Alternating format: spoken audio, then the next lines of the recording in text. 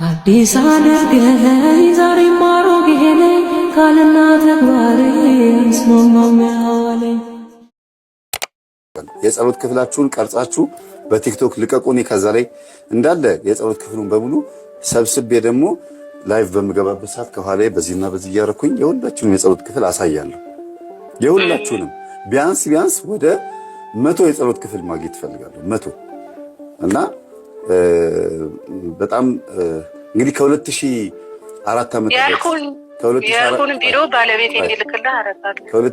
ዓመተ ምህረት ጀምሮ የጸሎት ክፍል ስዕል እየሰራሁኝ በመላከ መንክራት መምህር ግርማ ወንድሙ ጉባኤ ላይ ለሁላችሁም አከፋፊ እየሰጥቻለሁ። ከዛም በኋላ ደግሞ ይኸው በኤፍታህ መዝሙር ቤት ደግሞ ከ2010 ዓመተ ምህረት ጀምሮ ደግሞ በኤፍታህ መዝሙር ቤት እየሰጠኋችሁ ነው ያለሁትና የጸሎት ክፍላችሁ ውስጥ ያለው ስዕል በሙሉ የኔ ነው። ስዕልን ከላይ ሥላሴ ከዛ 24 ካህናተ ሰማይ ከስር እመቤታችን ግራና ቀኝ መላእክቶች ከስር ቅዱሳን እንደዚህ ደርድሬ ለመጀመሪያ ጊዜ በ2004 ዓመተ ምህረት ለህዝብ ማከፋፈል የጀመርኩት እኔ ነኝ። ይሄንን ደግሞ በማድረጌ በጣም ደስ የሚለኝ ምክንያቱም ሁለት ክብር ይሰማኛል። አንደኛ ስዕላት በየኩችናው በየምኑ በየደጅ ላይ እዛም ተበታቱ ይለጠፉ የነበሩ ስዕሎች አንድ ባነር ላይ አንድ ቦታ ላይ ተሰብስበው መጋረጃ ተጋርዶላቸው ማጠንት ለማጠንም ቅባ ቅዱስ ማነው ለመጸለይም ለምንም ለንጽህናውም ለሁሉም ነገር ሰብሰብ አድርጎ አንድ ቦታ እንዲሆን ምክንያት ሆኛለሁ። እንዲሁም መላከ መንክራት መምህር ግርማ ወንድሙ ደግሞ ጸሎት ክፍል ስሩ በማለታቸው እሳቸው ጸሎት ክፍል ስሩ ሲሉ እንዴት ነው ጸሎት ክፍል የሚሰራው ከምን ነው ከእሳቸው ተምሬ ህዝቡ በደንብ እንዲገባው በየቤቱ እየዞርኩኝ ይሄን ነገር እንድሰራ የእሳቸውን ትምህርት በማሳፋቴ ደግሞ ሌላ ትልቅ ኩራት ይሰማኛል እና ይሄ በጣም ትልቅ ደስ የሚል ነገር ነው። ቡታጅራ ያላችሁ ሰዎች የመላከ መንክራት የመምህር ግርማ ወንድሙ በረከት የደረሳችሁ የዛሬ 20 ዓመት የዛሬ 30 ዓመት መምህር 40 ዓመት ሆኗቸዋል። ይሄን ከጀመሩ እንግዲህ 40 ዓመት ሆናቸው አይደለም ይሄን ማገልገል ከጀመሩ እስከዛሬ ማንም ምንም ያላቸው ነገር የለም። ማንም ሰው ምንም አልተናገራቸውም። እያመሰገኗቸው ያሉ አባቶች ሁሉ አሉ። በጣም ይገርማችሁ ነገር መላከ መንክራት መምህር ግርማ ወንድሙ የሚያገለግሉትን አገልግሎት የሚያመሰግኑ ጳጳሳት አሉ። ለምሳሌ ስሙ ይኸው ስሙ ምን እያሉ እንደሆነኛ አባት ውጣልን ብለው ሀገራችን ውጣልን ብለው እንዲወጣላቸው ለመኑ ነው። ታዲያ ሰው ሊወጣ ይገባው ነበር። ይህን የመሰለ ነውና ዓለም እንግዲህ እንደዚህ ያለውን ተኛ ተለያይቶ ወደ ቦታው እስከሚገባ ድረስ የው ልጆቻችንን እያሰቃየ በመምህር ግርማ አማካይነት እግዚአብሔር በሳቸው ላይ አድሮ ይህን የመሰለ ድነት እየሰጠ ለሥራው ብቁ አድርጎ ያከናወነ አምላክ እሳቸው ሰፊ ወራት ሰጥቶ ዘመናት ሰጥቶ ይጠብቅልን። የታመሙትን እግዚአብሔር በነፍስ በሥጋ ይፈውስልን። አሜን። ይሄን እንግዲህ ያመጣሁት ለምንድን ነው? የዛሬ 40 ዓመት የጀመሩት አገልግሎት ፍሬ አፍርቶ ዛሬ ይሄው በዩቲዩብም ሆነ በቲክቶክ እልፍ ነን። በጣም ይሄ በጣም ትልቅ ነገር ነው። የቡታጅራ ሰዎችን የተናገርኩት ጸሎት ክፍል በመስራትም ሆነ በየቤታቸው እየሄዱ ዲያቆን በነበሩበት ሰዓት አባታችን እንዴት ያገለግሏቸው እንደነበር ታሪካቸውን ስለምናውቅ ነውና ለመጀመሪያ ጊዜ ጸሎት ክፍል በየቤቱ እየሄዱ ሰዎችን ያስተምሩ የነበረበት ሀገር ነው። ብዙ ቦታ ላይ ሄደዋል። በእርግጥ መምህር ግርማ እሳቸው ደግሞ ቢመሰክሩ አረ ከዛ በፊት ብዙ ቦታ ሄጃለሁ ሊሉ ይችላሉ። ግን እኔ ቡታጅራ በሚሄድበት ሰዓት በጣም ብዙ ምዕመናን አረ መላከ መንክራት መምህር ግርማ ወንድሙ እዚህ አካባቢ በረከታቸው በጣም ብዙ ነው ያለው ይሉኛል። እና ስንቱን ጨሌ ስንቱም ኮተት ያስጣሉት በጸሎት ክፍል ነው። ጸሎት ክፍል ወሳኝ ነው በጣም ቤት ይባረካል። አጋንንት መጥቶ አይለክፈውም። ሲያለቅሰን ሲከፋን ማነው ውስጣችን ሲከፋን ስንናደድ የሆነ ነገር ስንሆን መተን የምናለቅስበት ቦታ ምንጠይቅበት ቦታ ነው። ቤት ውስጥ ቤተክርስቲያን መሄድ እንኳን ባንችል በህመምም በሆነ በስራ ምክንያትም ቢሆን እንደው ቢያንስ ዝም ብሎ ከመተኛት ገባ ብሎ ጸልዮ ከአምላክ ጋር ተነጋግሮ መተኛት የሚቻልበት ሁኔታ ያመቻቹልን አባት ናቸውና በጣም በዚህ አጋጣሚ ልናመሰግናቸው ይገባል። እህታችን እናመሰግናለን በጣም እና መምህር ሌላ ደግሞ ቅዱስ ቁርባን ላይ ደግሞ ልጆቻችን ስንወልድ እኔ ሁሌም በዚህም አመሰግናቸዋለሁ። ልጄን ስወልድ ገና ከማህፀን ጀምሮ አስባርኩት በቅዱስ ስጋው ደግሞ የተወለደ ልጅ ምን ይላል ነው የሚሉት ሁሌ ሲያወሩ ረጋ ያለ የተረጋጋ እማያለቅስ የእናቱን ጡት የማይነክስ እውነቴን ነው የምልህ። ይሄ እኔ በህይወት ተግባር ያየሁት ልጆቼ ጋር ስጋው ደሙን ማለት እኔ ልጆቼን እንዴት እንዳሳደግኳቸው ራሱ አላውቅም። ማለት እንዴት ነው ስል ሳይከብደኝ በቃ በጣም ጨዋ ናቸው። እኔ አስቤ ካላጠቧቸው ይሄ የመምህር ግርማ ትምህርት ነው። የእሳቸው ያሉትን ነው በተግባር የፈጸምኩት። በስጋው ደሙ በኩል ያየሁትን ነው የምመሰክረው። እና በጣም የተረጋጉ ልጅ ነበሩ። እና እውነቴን ነው እሳቸው የሚሉት ይገርመኛል። መምህር ግርማ ግን እንዴት አድርገው እያዩ ነው እላለሁ። እና እኔ ጎረቤት ማለት በማውቃቸው ደግሞ ጡት እየነከቱ ጡታቸውን የሚያደሙ ነበሩ። የምሬ ነው የምልህ። ይሄን አሁን እንደ ከትምክት ምናምን አይደለም። የእሳቸው ትምህርት ምን ያህል እውነታ እንደሆነና ግን በክርስቶስ እናስባርካቸው ደግሞ ምን ያህል የተረጋጋኛን የማይረብሹ የምናጠጥመው ምስጋናችንን የሰጠኝ ልጅ ባርክልኝ እያል እንድናመሰግን የምናደርግበት እኔ በህይወት ያየሁት እሳቸው የጸሎት ቤቱ እንዳለ ሆኖ ደግሞ በስጋው ደግሞ ልጆቻችን እንድናስባርክ እኛ እንድንባረክ በዚህ በኩል እኔም በጣም ጠቅሞኛል የእሳቸው ትምህርት ማለት ነው። በጣም የምጽናናው እኔ ልጆቼን ማለት ነው የዛር መንፈስ ምናምን በጣም አለ ከቤተሰብ የመጣ እኔ ጋር ቢሰራ ልጆች ጋር እንደማይሰራ በጣም እርግጠኛ ሆኜ ነው ከማህፀን ራሱ ስጋው ደሙ ጀምረው እንዲቀበሉ እና አሁን ራሱ መምህር ልጆቼ በጣም ነው ፍቅር ያላቸው ስለ ስጋው ደሙ ማለት ነው። እንደ የሆነ ነገር ራሱ ከረበሹኝ ማለት ነው ትንሽ መቁረብ አይቻልም በቃ ከቁርባን ትከለከላላችሁ ካልኳቸው በጣም ነው የሚያለቅሱት። በጣም ነው የሚወዱት። ቤተክርስቲያን የሚሄድና በጣም ነው የማመሰግናቸው እኔ በግሌ። ይሄንም ለመጨመር ፈልጌ ነው። በጣም እናመሰግናለን እህታችን። በአንቺ ምክንያት አባታችን እናስታውሰናል። እናመሰግናለን። ተባረኪ። ጊዜ ይስጥልን። አሜን። እኔም አመሰግናለሁ። የዛሬ ዓመት በሰላም ያደርሰን። ሀሳባችንም ሞልቶልን ደግሞ ድጋሚ ለምስክር ያብቃን። ቅዱስ ሚካኤል አሜን። እናመሰግናለን። ሰላም ነው። እዛ ብዙ ነገሮች አሉ። ሀብት በራሱ ኃይል ነው። የራሱ የሆነውን ዘመቻ ያከናውናል። የራሱን ትግል ያደርጋል። ስልጣን የራሱ የሆነ ኃይል ነው። ያ ስጋዊ ስልጣን በዘመኑ ለመውደቅም ይሁን ለመነሳት፣ ለክብርም ይሁን ለውርደት ራሱን የቻለ መንገድ አለው። ይህም ኃይል ነው። በጨለማ ላይ ደግሞ መብራትም ሲጠፋ መብራት ኃይልም ይባላል። ይህም ኃይል ነው። ብዙ ኃይል አለ።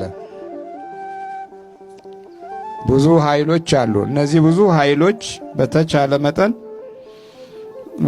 የሰው ልጅን የሚፈታተኑ ናቸው። አንዳንዶቹ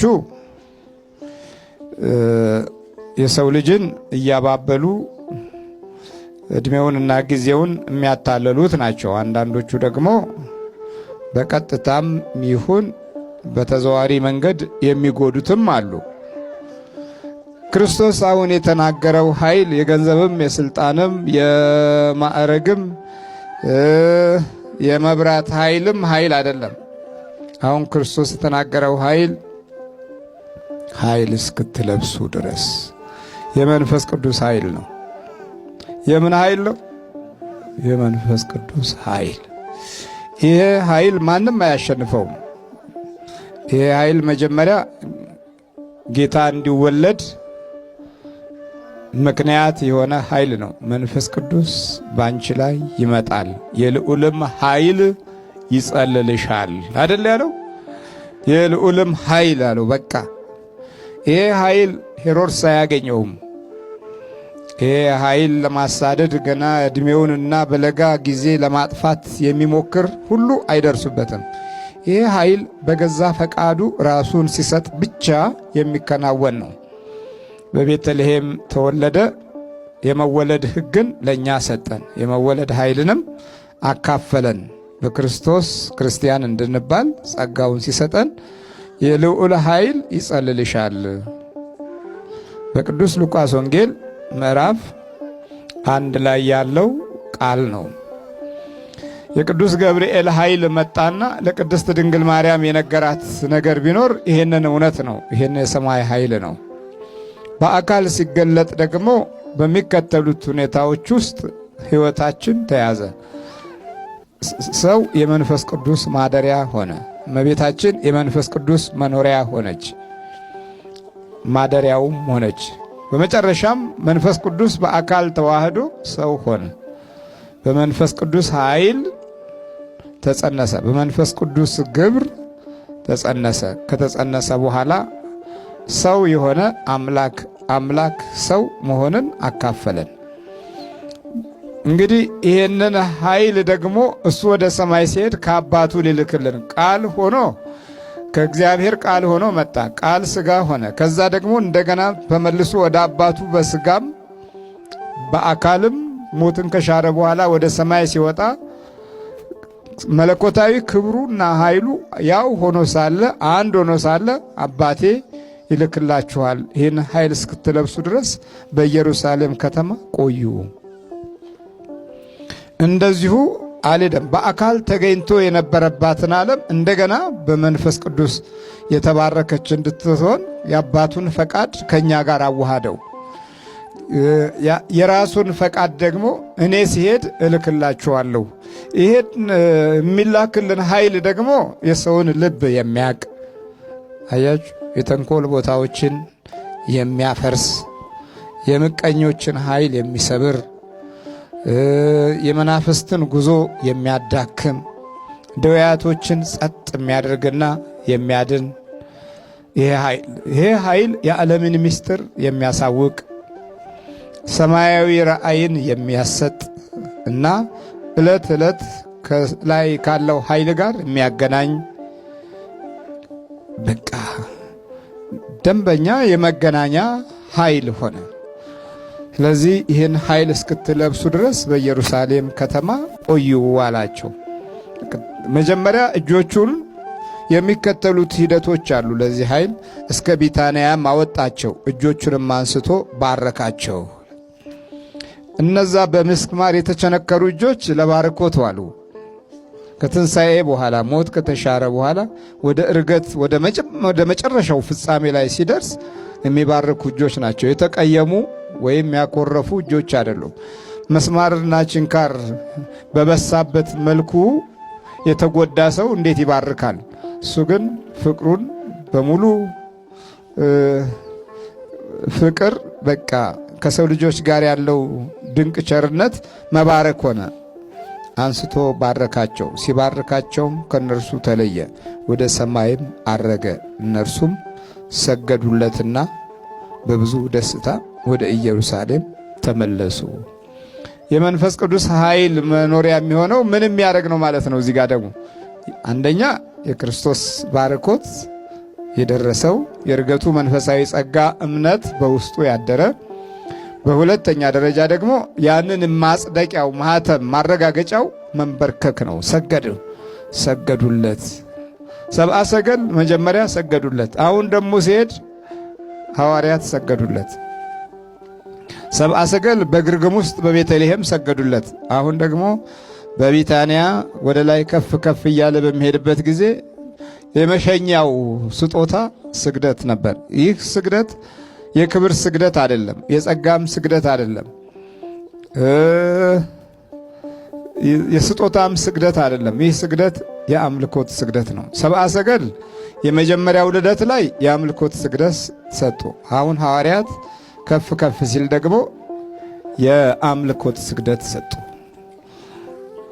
ሲወለድም ስግደት ነበረ፣ ሲያርግም ምን አለ ማለት ነው? ስግደት ነበር። ይህንን መንፈሳዊ ቡራኬ ነው ዛሬ ብዙዎቻችን የተውነው። ቀደም ሲል የነበሩ አባቶች ጊዜያቸውና ዘመናቸውን በስግደት መንፈሳቸውን ይባርኩ ነበር፣ ያጽናኑ ነበር። ውስጥ በራስህ ደግሞ የምትባርከው ነገር ቢኖር ይሄ የአምልኮት ስግደት ነው። ሰዎች አምልኮት ስግደትን ከተዉ ከየትኛውም ክፋት አይመለሱም፣ ከየትኛውም ተንኮል አይመለሱም። የትኛውንም ግፍ ለመፈጸም የተዘጋጁ ይሆናሉ።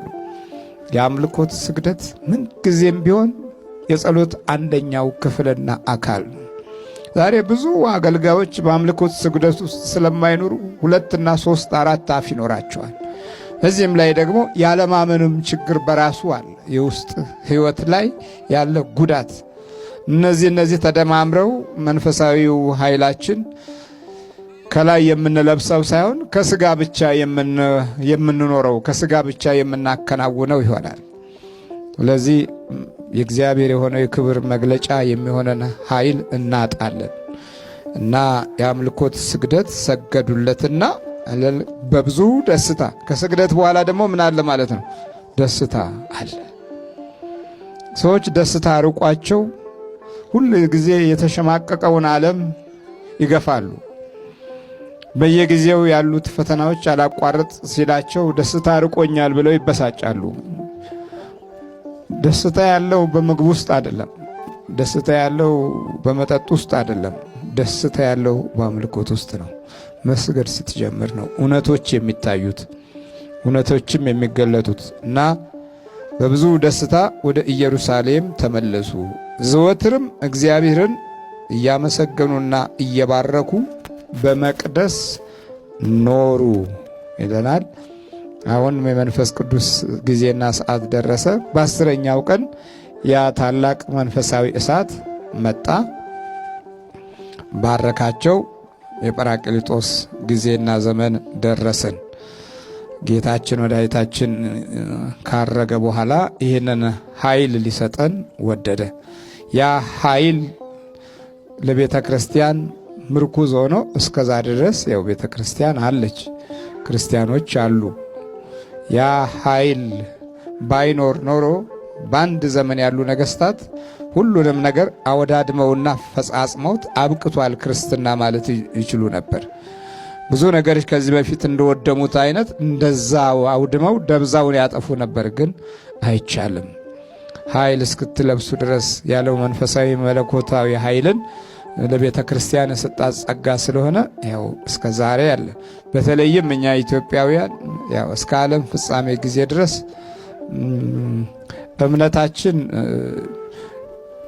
ምንም ቢደክም ተመልሶ እንደገና ያገረሻል እንጂ ዝም ብሎ ተጨፍልቆና እንደ ጊዜው ሁኔታ ያበቃል የሚባልለት ጉዳይ አይደለም። አበቃ የተባለበት ጊዜ እንኳን ነበረ እኮ በዛ በ60ዎቹና በ70ዎቹ ዘመን የዘመን ኃያላን በጣም ብዙ ፎክረው ነበረ። ግን የገሃነም ደጆች አይችሏትም የሚለው መንፈሳዊ ጸጋና ኃይል ጊዜና ዘመን ሲደርስ ሁሉም ነገር የተዘጋውም ተከፈተ፣ የተበተነውም ተመለሰ፣ የተቋጠረውም ተፈታ። እንደገና ደግሞ ሌላው መፍረስ ለሌሎች ሆነና ቁጭ አለ። ዛሬ በዛን ጊዜና ዘመን ቢሆን ይሄን ያህልም መሰብሰብ ባልቻልን ነበረ። ነገሩ እንደዛ የሚቀጥል ቢሆን ኖሮ የሰው ስርዓት ስለሆነ ሰዎች ሲፈርሱ አብሮ ይፈርሳል። የኢኮኖሚው ሲፈርስ አብሮ ይፈርሳል። ወይም ማዕረግ ሲፈርስ አብሮ ይፈርሳል። የእግዚአብሔር የሆነው ነገር ግን አይፈርስም። ለምን? ኃይል እስክትለብሱ ድረስ ያለው ከሰዎች የሚመጣ ኃይል ሳይሆን ከእግዚአብሔር የሚለቀቅ ኃይል ነው። የመንፈስ ቅዱስ ጠበቃ ነው እና ይህንን ለመቀበል ደግሞ ለመቀበል መንበርከክ ያስፈልጋል ማለት ነው። መስገድ ያስፈልጋል።